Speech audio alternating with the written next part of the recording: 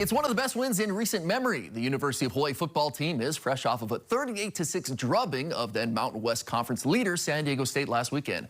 Joining us now to break down the action is our good friend, Spectrum Sports color commentator and Hawaii football final analyst, Rich Miano. Aloha and good morning, Rich. Thanks for stopping by with us. Good morning. Okay, so incredible win on Saturday. What was most impressive to you?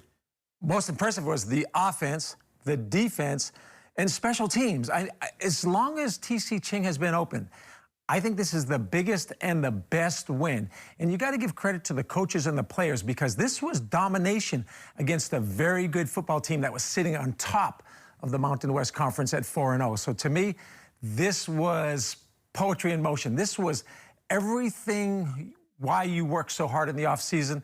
The players, the coaches, everybody associated with this program should feel good about the biggest and the best win at TC Ching in the history. Yeah, came in at 6.5-point underdogs, ended up demolishing San Diego State. Precarious start too, right? There's those sacks early on by Chambliss from San Diego State, and then Mike Alejado throws that interception. Then from there, they take over. Jackson Harris was a big part of that, especially in the first half. He got 3 touchdowns in the first half alone. What have you seen out of him that's made him such an incredible player so far this season? Well, it was a slow start because he was coming off a hamstring. He was a Stanford transfer, learning the offense. But in the last 5 games, statistically the best receiver in the nation. 9 touchdowns, 10 overall, which is second in the nation. But you just see a red zone threat. You see a guy that understands zone coverages, how to sit down in certain zones.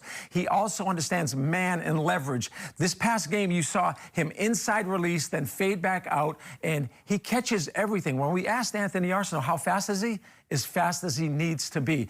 Has he dropped any balls? He goes, I can't remember any drops. This now is an NFL type of player, 6'3", huge catching radius, intelligent. This is one of the best we've seen. Ashley Lilly, Jason Rivers, Greg Salas, Kealoha Polaris, Devon Bess. This is another future NFL player. That's some serious company to be around right there. And his partner in crime, Mike Alejado, has been awesome. Ever since the Fresno State game, he was a little bit compromised, obviously, coming off of that ankle injury that he suffered in the first game of the season. Since then, 15 touchdowns, 3 interceptions. What have you seen out of him? Well, I've been accused of being way too hyperbolic, positive, whatever else. This young man right now, when you watch how he breaks the huddle and he goes to the line of scrimmage, he's not only setting the offensive line in terms of protection, he's not only checking into the right play, but his anticipatory skills, and then he processes, and then his quick release, and then he delivers a ball that's catchable. But even if he is pressured, he will avoid pressure. He's an offensive lineman's dream because he's gonna not take a sack when possible. He's gonna throw the ball away. But then when he's running full speed, especially to his left, it's uncanny, his accuracy and his poise. This Jaren Kiave Sagapolu-Teli, who's another great freshman in the country, but statistically and leadership and all these other things, he's as good as there is anywhere in the country. And you can talk about Colt Brennan. He wasn't here as a freshman. Timmy Chang played okay as a freshman. Nick Rolovich wasn't here as a freshman.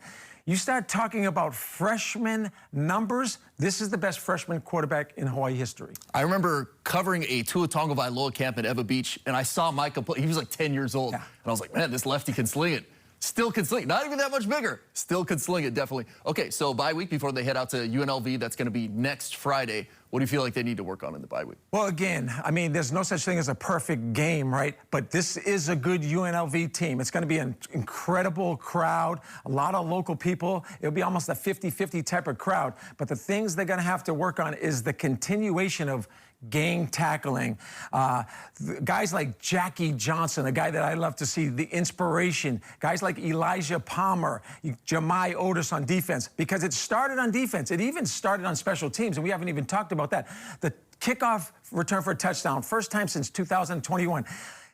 Special teams has to cover kicks and punts, right? Kansei has to continue to be magical. But defensively, you have to do all the fundamental things, block protection, tackling, whatever else. And then on offense, the offensive line has gotten better.